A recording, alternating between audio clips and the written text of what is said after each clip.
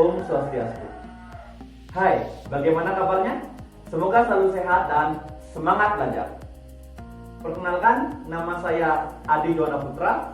Pada video kali ini, saya akan menjelaskan materi tentang limit fungsi aljabar. Setelah menonton video ini, diharapkan kalian memahami tentang konsep limit fungsi aljabar, memahami tentang sifat-sifat limit fungsi aljabar, dan mampu memecahkan masalah yang berkaitan dengan limit fungsi aljabar. Di era teknologi seperti sekarang ini, tentunya kita sudah tidak asing lagi dengan internet. Bahkan hampir setiap hari kita akan mengakses internet. Untuk mengakses internet dengan nyaman, selain jaringan yang bagus, kita tentunya juga memerlukan paket internet. Jika kalian membeli paket internet, tentu kalian sudah tidak asing lagi dengan istilah kuota internet. Nah, misalkan kalian membeli kuota internet seharga 50.000. Kemudian kalian mendapatkan paket internet sebesar 10 GB. 10 GB ini adalah batasan pemakaian internet kita. Jika pemakaian internet kita sudah mencapai 10 GB, tentunya setelah itu kita tidak akan dapat mengakses internet kembali. Kata batasan ini juga kita bisa artikan dengan istilah limit. Dalam matematika, limit digunakan untuk mencari suatu pendekatan pada suatu titik atau batasan tertentu. Apa yang dimaksud dekat dalam hal ini? Untuk memahami tentang apa yang dimaksud dengan pendekatan dalam hal ini, coba mari kita sama-sama cermati masalah berikut. Misalkan kita ditanya, bilangan bulat manakah yang terdekat dengan 5? Tentu dengan mudah kita bisa menjawab 4 atau 6. Namun, apabila pertanyaannya dirubah, bilangan real manakah yang terdekat dengan 5? Nah, kalau bicara bilangan real, tentu sangat banyak bilangan real yang terdekat dengan 5. Nah, coba perhatikan garis bilangan ini. Misalkan pada garis bilangan pertama kita menjawab bahwa bilangan yang terdekat dengan 5 itu adalah 4,9 atau 5,1. Apakah ini merupakan jawaban yang tepat? Tentu tidak. Karena di antara 4,9 dan 5 dan antara 5 dan 5,1 tentu masih banyak bilangan real yang lain. Nah, misalkan kita sekarang menjawab seperti pada garis bilangan yang kedua. Nah, pada garis bilangan yang kedua, kita di sana menjawab bahwa bilangan yang terdekat dengan 5 itu adalah 4,99 dan 5,01. Apakah ini juga jawaban yang tepat? Tentu tidak. Masih ada lagi yang terdekat. Misalkan kita zoom lagi, seperti yang terlihat pada garis bilangan yang ketiga.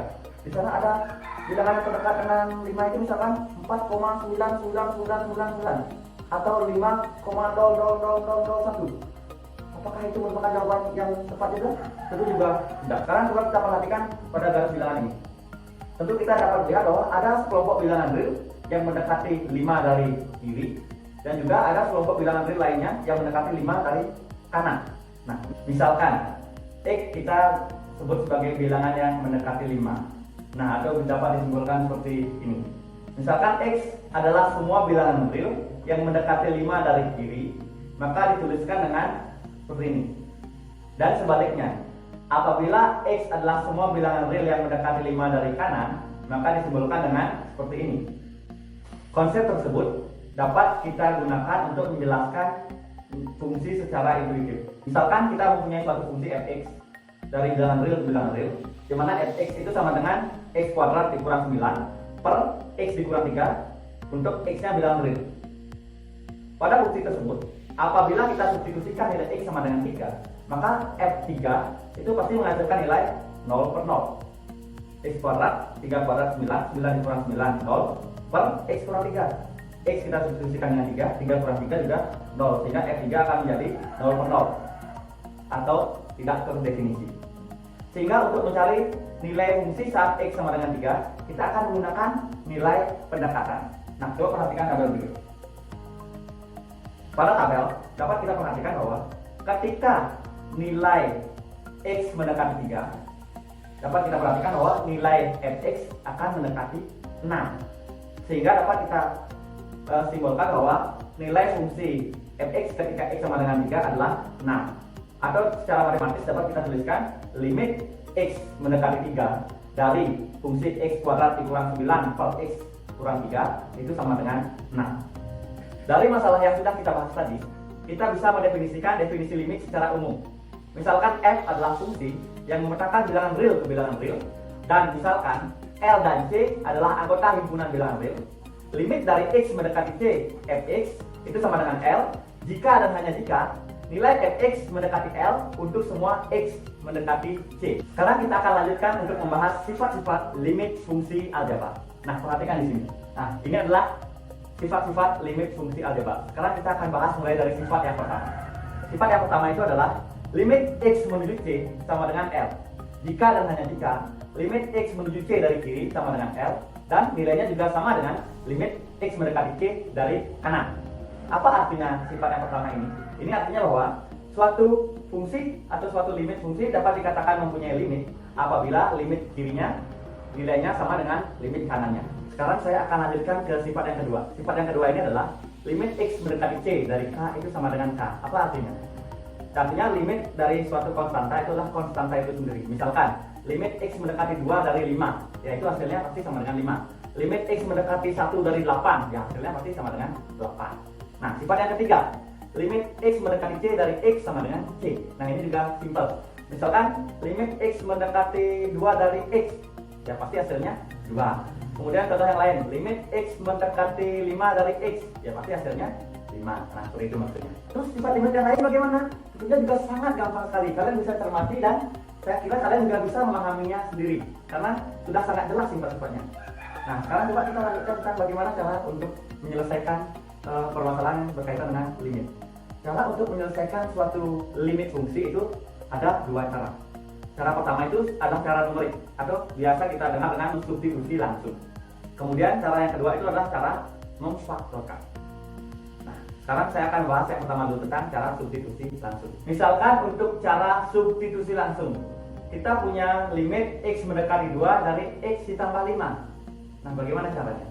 Cara substitusi langsung ini kita tinggal mengganti nilai x-nya itu dengan nilai limitnya. Nah, misalkan tadi limit x mendekati 2 dari x tambah 5, kita tinggal ganti nilai x-nya dengan angka 2. Jadinya nilai dari limit x mendekati 2 dari x tambah 5 itu adalah x-nya diganti dengan 2, jadi 2 ditambah 5 sama dengan 7.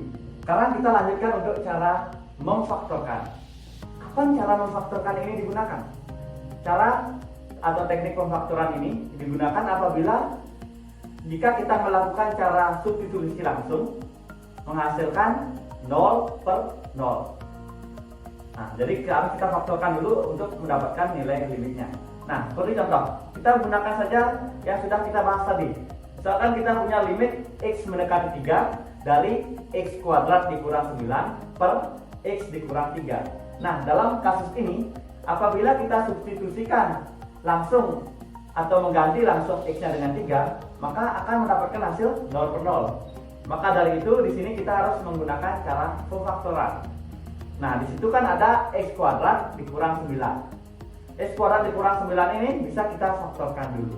Jadi x ditambah 3 dikali dengan x dikurang 3. Jadi nanti limitnya akan berubah menjadi limit x mendekati 3 dari x tambah 3 dikali x kurang 3 per x kurang 3. Nah, di sini kita dapat menemukan bahwa pada pembilang dan penyebut terdapat x dikurang 3 atau bilangan yang sama. Jadi di sana kita bisa hilangkan. Sehingga tinggal menjadi limit x mendekati 3 dari x tambah 3. Nah, dari sini karena sudah tidak ada per lagi, jadi kita bisa langsung substitusi langsung.